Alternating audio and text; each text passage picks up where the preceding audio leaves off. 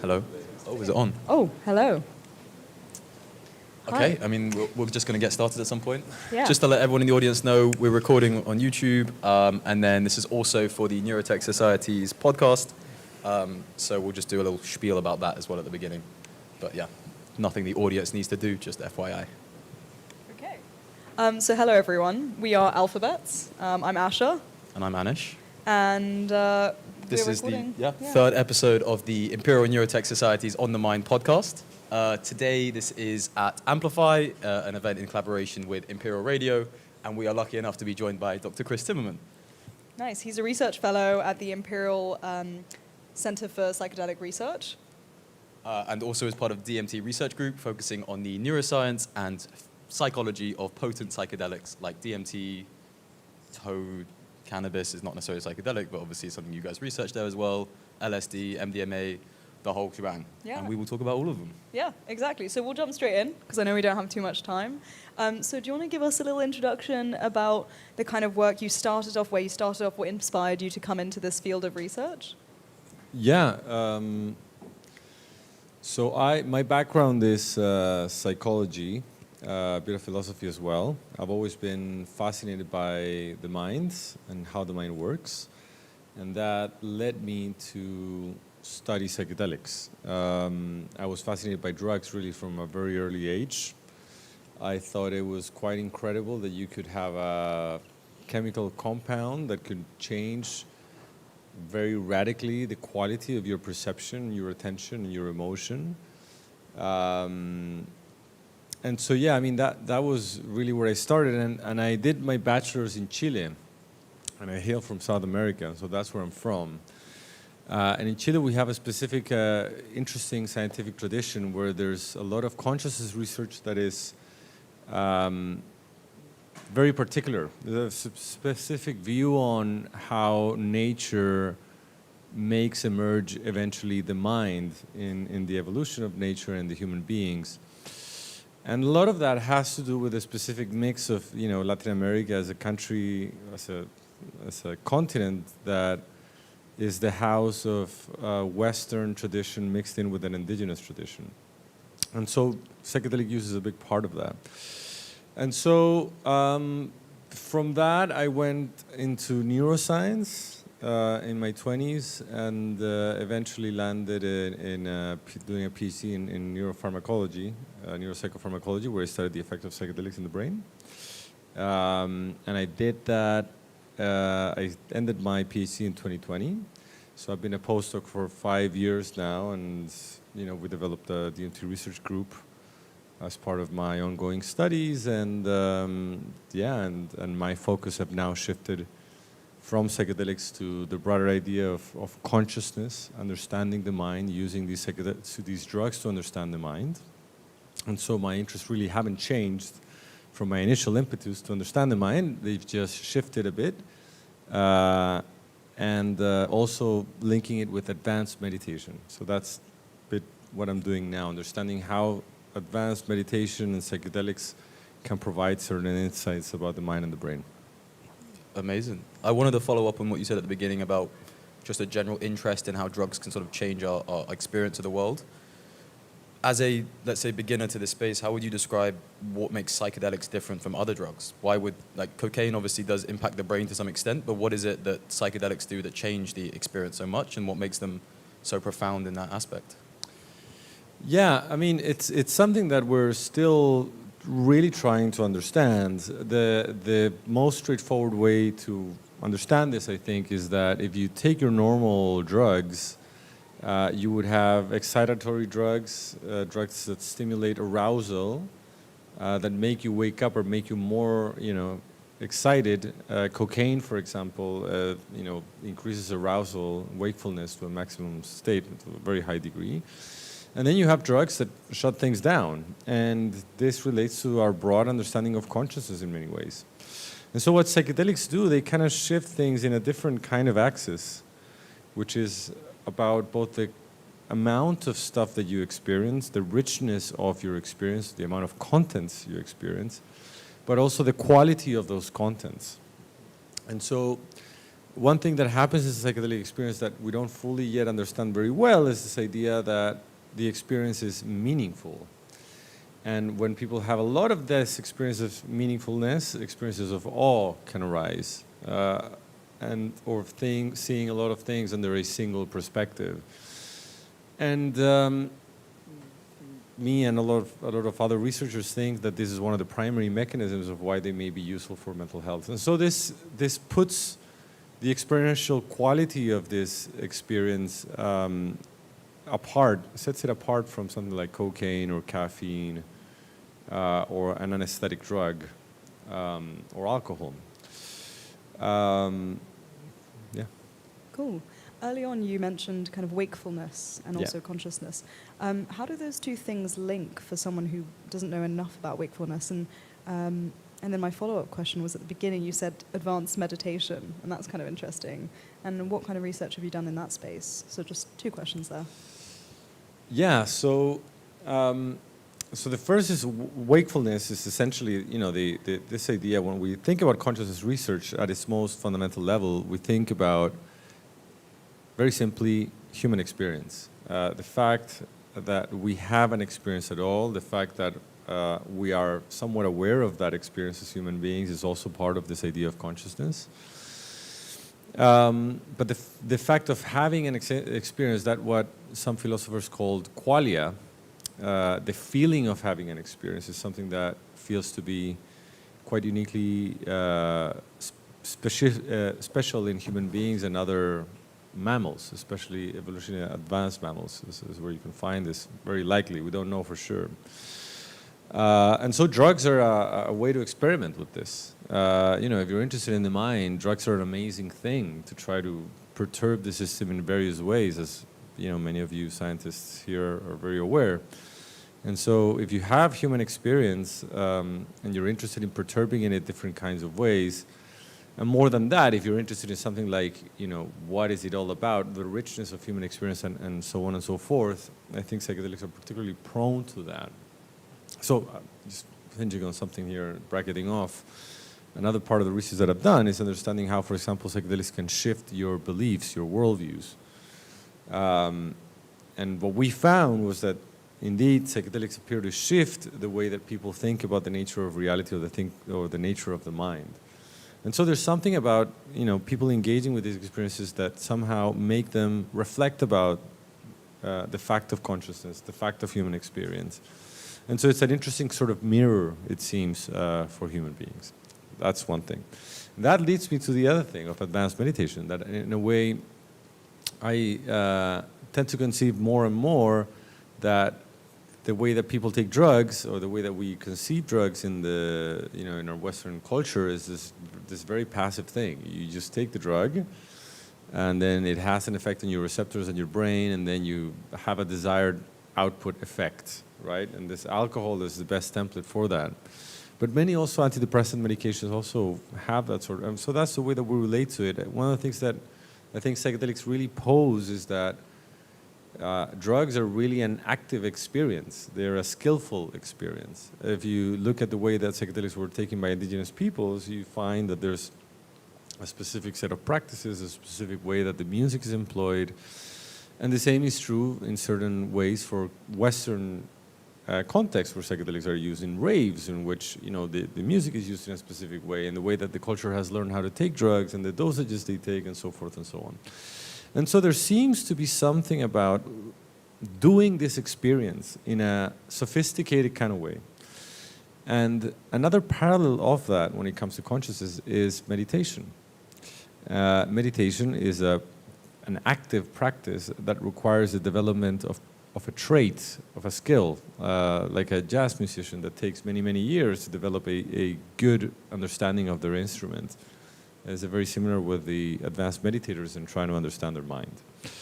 And so the question has been posed for quite a long time that it is likely, it is possible that somehow advanced meditators reach a similar state of mind and potentially a state of brain as those as people taking psychedelic drugs.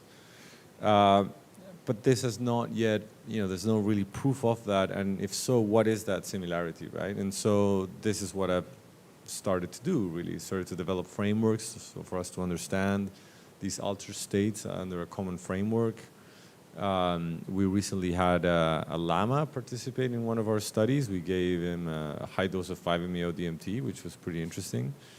5-MeO-DMT is a particularly potent psychedelic substance, and we measured his brain waves. We're starting to map these advanced meditator brain states in the fMRI scanner and see how they relate to other drugs and other neurotransmitters. And so it all comes under this umbrella of, you know, what you might call ordinary consciousness and what's at the margins. And my intuition is that the more we glean into what's at the margins, the better our resolution is to distinguish between these states and also what we might get from them. How is it that human beings can benefit from them? And then ideally also understand their skillful employment. That there is something about knowing how to do this in the right way so that these experiences are safe and hopefully beneficial.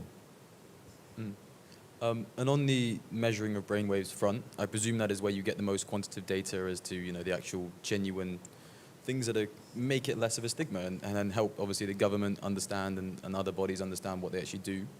On the neurotechnology side, what kind of recording would you want to get that could aid your research the best? Are you looking for specific spike patterns within the brain that can help you unlock these mysteries? Have you got an opinion on what kind of data you're missing to help piece together the last piece of the puzzle? Yeah, I think, you know, like, I'm assuming there's an advanced listener, okay, whatever all kind. Backgrounds, honestly, all backgrounds. I think, laminar fMRI would be something that I'd be particularly interested in exploring with psychedelics. With laminar fMRI, I'm now assuming people know what I'm talking about with a bit more specificity. Just very quickly, one sentence as to what that technology involves. Laminar fMRI, like high field MRI, high field strength MRI essentially is, you know, when you have fMRIs, the degree of your field strength, the potency of the scanner allows you to have a given resolution. And so high field MRI is a much bigger magnet, like 7 Tesla magnets. And that grants you the possibility of looking at the specific laminae in the brain, so the layers that make up the different levels of brain organization and the hierarchy of brain. And so that allows you to look into connectivity patterns between the brain. For example, there's a popular idea that psychedelics somehow disrupt the hierarchy of brain organization, brain function. If you have laminar MRI and you get very good participants who stay very still so that you get good data, you could start probing into these theories, and it tries really assessing what level of this hierarchy really gets shut down and how does that happen and how that relates to experience. So that's one of the things that I think would be pretty cool, laminar MRI. The other thing is these OPMs, optimize pupillar magnetometers, I think it's called. Optically pumped. Yeah. Pumped, oh yeah, optimally pumped magnetometers, yeah.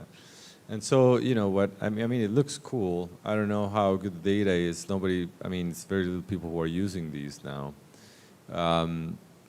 But, going back to this idea of the skillful understanding of these experiences or any altered state, all these experiments that we are carrying out with brain imaging, they're in a scanner or in an EEG, but it's essentially a resting state of the mind. Or if you have stimuli, it's a very simplified form of stimuli that people are having. And so if you would have things in a bit more of an ecological condition, you would get a better sense of how it is that these drugs really interact with a broader realm of the human repertoire. And by that I mean more specifically action.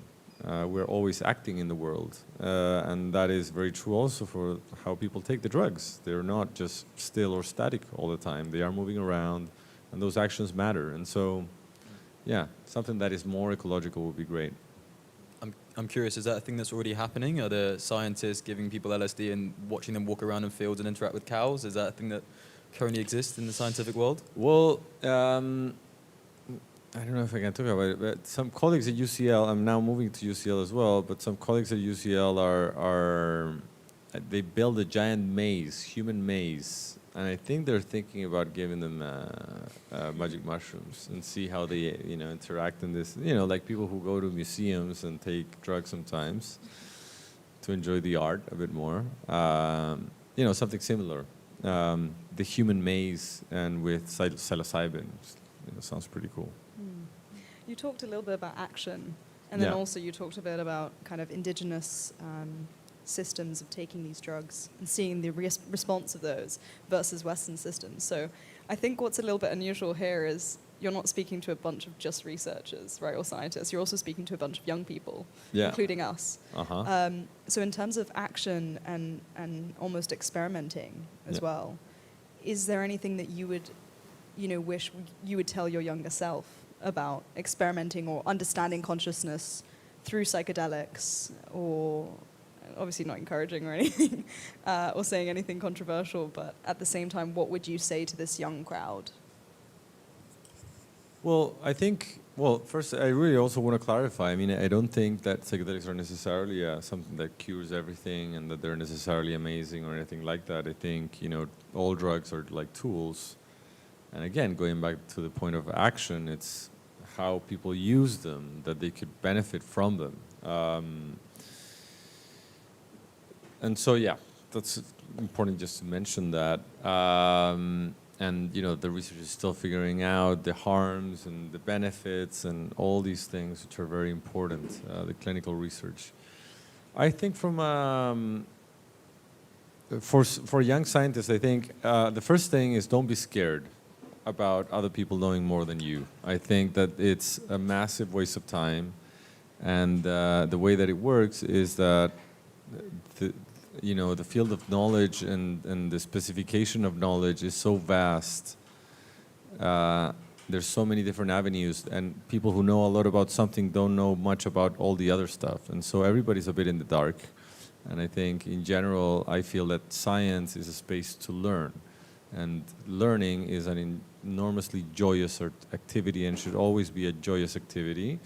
And so I would encourage to go back to that disposition and that initial motivation to try to, stay excited and stay motivated and, stay more on that side of the enjoyment of learning and the challenges of learning rather than on the fear that can come along with all the competition and all that kind of stuff that happens sometimes in science. It can be a bit nasty. So that's a very generic one. And then try to get the right mentors. Try to be associated with people who are interested in your development. Try to be associated with people who really want to teach you something. Try to be associated with people who are inspiring rather than just, driven by career outputs and so forth and so on. And have a growth mindset. You develop these things. You're not born with them. And if you're fascinated and you love something and you're passionate, I think it will work out for you. That's my general sort of, philosophy so far. I don't have a position yet, so we'll see. Do you think the majority of people you've met in academia are driven by that passion, or it's I presume the same as you would get in most industries in terms of it's a mix of people that sort of fell into that because that was the easiest path and the people that think that is their life's mission. In the Center for Psychedelic Research, do you find that it's a lot more of the latter, people that just genuinely want to solve the mind-body problem to some extent? It was like that, I think, a few years ago. It was really just, the people that were in it were really driven by this curiosity and this aspiration to understand things and learn things, and also learn something that we're pretty much in the dark about until very recently. And so I do think that was the case. Now, things have shifted a bit more, and we have much more people who are driven by making a career in science and finding this a topic that is interesting or of interest to many people, and therefore they want to understand it and explain it a bit better. And that's also very valid. I don't think that there's necessarily just one type of motivation. There could be many different types of motivation. Yeah, I think we have time for one more question. And do you want to go for it? I know it's your. I think we'll steer baby. it more philosophical very quickly then, because I think we have to wrap up, unfortunately. So, given that the nature of your work is very much at the heart of the body side of understanding the physical state of the brain and imaging that, and then also the mind part in terms of understanding subjective experiences and how the experiential aspect of the world changes when you take these sorts of drugs. How do you think your perspective on the mind-body problem has shifted since you first got interested in the field to now effectively being an industry forerunner and explaining it to students coming up?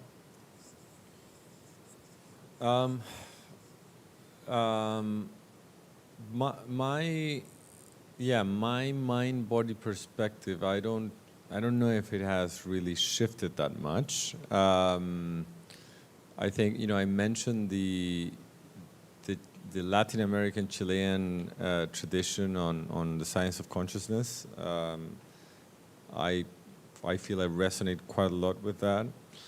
And that perspective essentially states that, the mind and the body are things that we should consider with equal importance. Right now, if you think about the understanding of the mind and how it supposedly emerges from the brain, we don't have that bridge. That bridge hasn't been crossed. It's a hypothesis, is a very good hypothesis.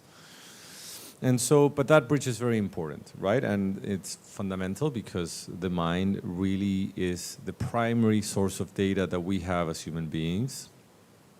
And all the rest is really a guess. And so we cannot really, I think, take the mind to be an epiphenomenon of brain activity yet. Maybe that will come when we have more more understanding. But so far, the hard problem of consciousness relating human experience with natural stuff and biology is still very much something that is not solved.